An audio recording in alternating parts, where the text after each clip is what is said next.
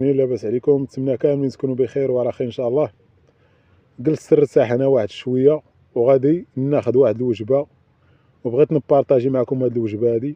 بالنسبه لهذه الوجبه صحيه، سواء كنتي انسان رياضي ولا ماشي انسان رياضي، يعني هذه الوجبه زوينه الخوت.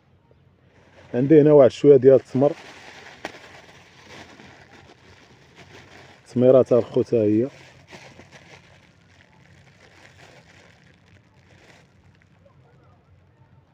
هذا هو السكر الاسود الطبيعي. بسم الله. هذه راه ليمنيه الخوت باش تناكلها، الكاميرا مقلوبه. عندي تميرات،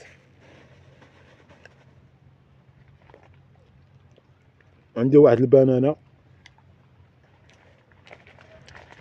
عندي واحد شويه ديال الشوكولات ها هو، عندي واحد الرمانه ها هي. جبت معايا جوج رمانات الخوت، رمانه بيضاء ورمانه حمراء.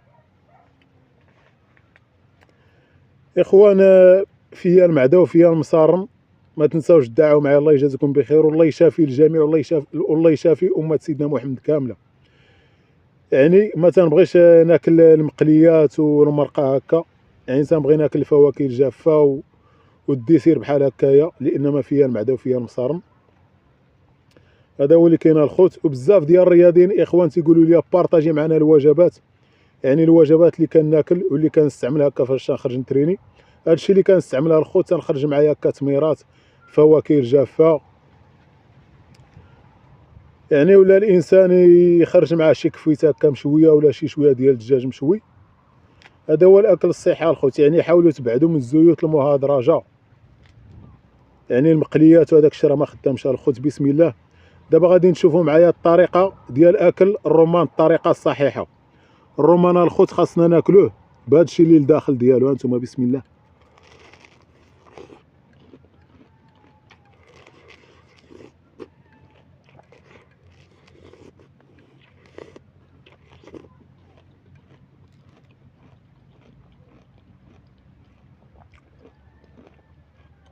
هذه هي الطريقه الصحيحه ديال اكل الرمان. يعني تنحيدوا ليه هاد القشره برا وتناكلوا هاد الشيء اللي داخل كامل، لان ما ربي سبحانه وتعالى عاطينا هاد الفاكهه ديال الرمان راه فيها فوائد كثيره. يعني خاصنا ناكلوا الرمان بهذاك الشيء كامل اللي لداخل. يعني بزاف ديال الاخوان تياكلوه الحبوب اللي حلو، ولكن خاصنا ناكلوه كامل. يعني واخا تيعطي شويه ديال المروريه ماشي مشكل، يعني نحيدوا هاد القشره هادي. يعني فيه فوائد كثيره الرمان.